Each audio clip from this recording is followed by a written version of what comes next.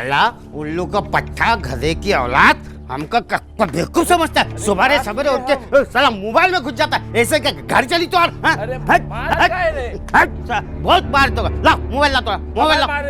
हमारे को मारे से तो हर गरज चली जाई। अच्छा तू हमारी वीडियो बनावत है, वीडियो बना दी कर दिए ना इज्जत का कचरा।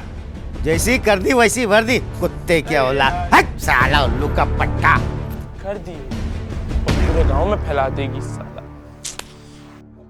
लपा लपका मन हिलेला छोलिया से पानी गिरेला अभी भइलू ना सलाम चिकन लागे ना सामान कनी छतिया दूनो हिलेला लपा लपका मन हिलेला छोलिया से पानी गिरेला।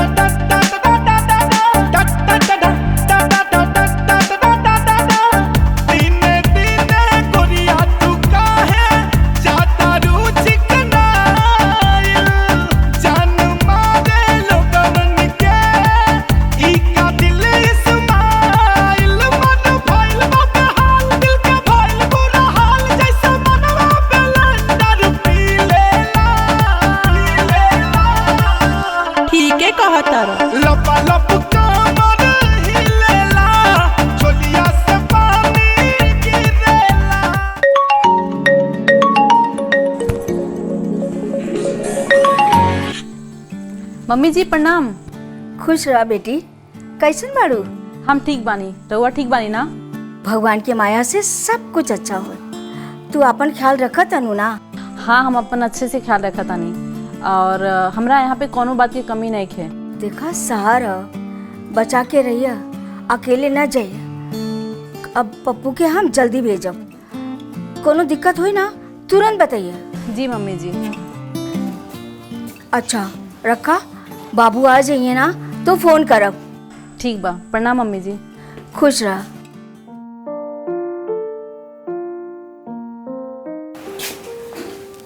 कैसन दर्द बा?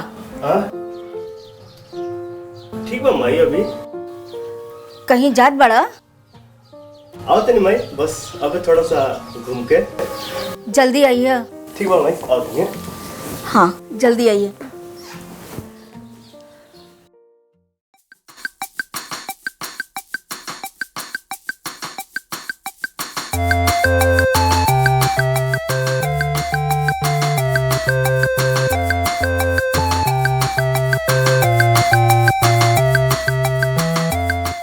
बंटी, अरे पप्पू तू कब आइला? अरे काले तो ही बैठा मरते का चल बा? बस ठीक बा। का सुनाओ। ठीक बा हमरू।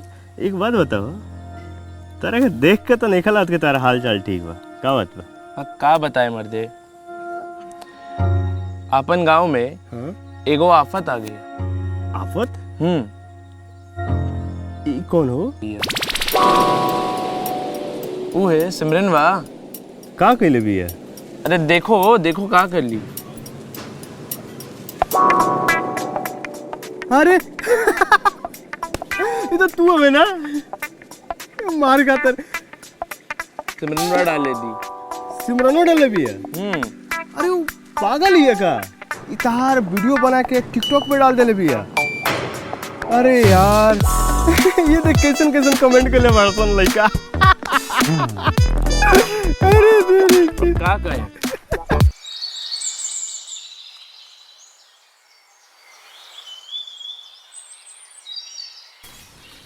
पता है ये गांव में 2 गो नमूना बा। ऊ के हो? एगो सिमरन हाँ? और एगो ई। ये तो गजोता चाचा हो ना, ये क्या कर ले बड़े? सरकार हर घर घर में हाँ? शौचालय बना दिए हाँ? उनका इस्तेमाल हर कोई करता है, अच्छा। लेकिन ई ना करते। अच्छा तो ये बात बा। बंटी रंग मिली? मिल जाई। एगो काम कर, तू रंग लेके आओ, अब हम इनका के समझाओ तू।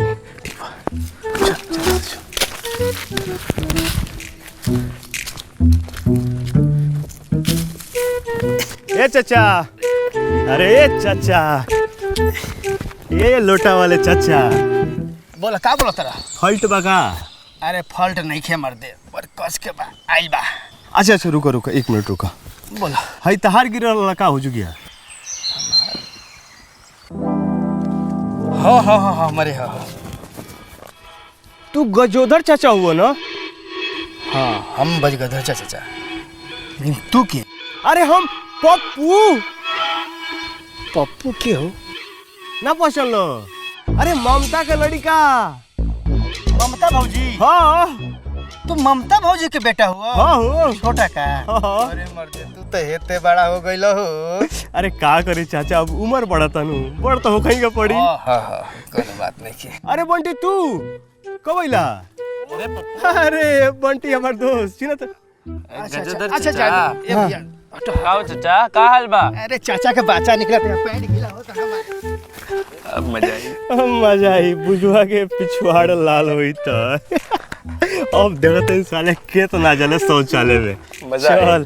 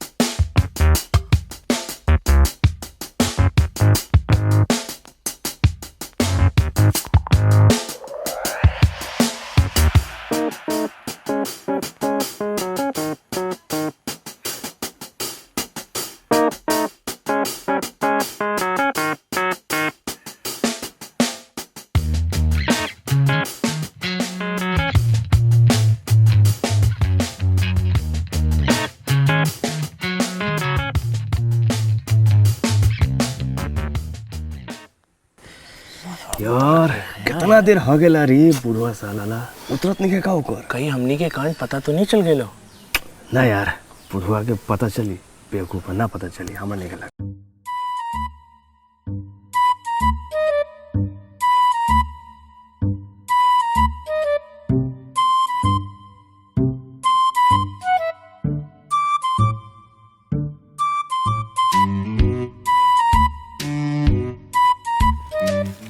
अरे मछरी के काट पे झुलनिया ये बालम, हम मछरी के काट पे झुलनिया ये बालम, झुलनिया ये बालम। अरे मछरी के काट पे झुलनिया ये बालम, हम मछरी के काट पे झुलनिया ये बालम, झुलनिया ये बालम।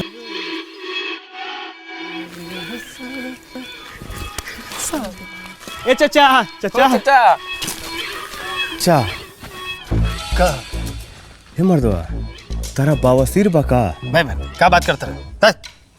हे मर्दवा, तई पीछे खून खराबा कैसे हो? सांप काट ले।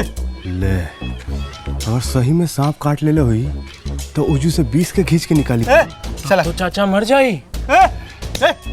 कुछ नहीं का भाई। टूटिया खोलो, कोनो निशान तो ना है? अरे साला तू ही रहेगा बड़े।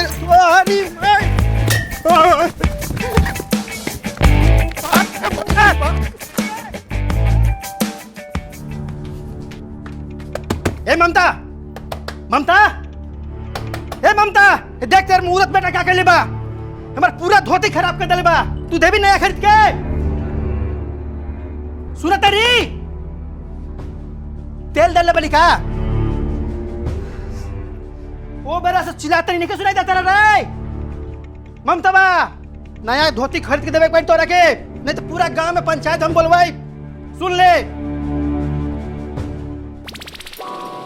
यार साला ये तो सर ताला बंद बा और हम सारा चुतिया आदमी कब से भूखा तनी कुत्ता नियर। लेकिन बेटा तू कहाँ जेबे रे? गांव में घुसल पड़े ना तो आटप तो रखे हम साले का जाने दे, आज तो तू टांग ही तोड़ दोगे। ये मैं अक्का खिला के पैदा करी अपने छोरे का, साला शैतान कहीं का। अरे बेटा आजा। क्या हुआ पापा? और कुछ नहीं मारे लल्ला, वो साला गजरदार का तू धोती में क्या करी? ना हम ना किए। वो का धोती लाल कैसे हो गई? अच्छा चल झूठ बोल रहे। अरे काला झूठ है, साले को लोटे में धोती के लोटे हम में ना किए, ना हम ना किए। चाचा झूठ बोल रहे। पापा पापा चाचा झूठ बोल रहे पापा।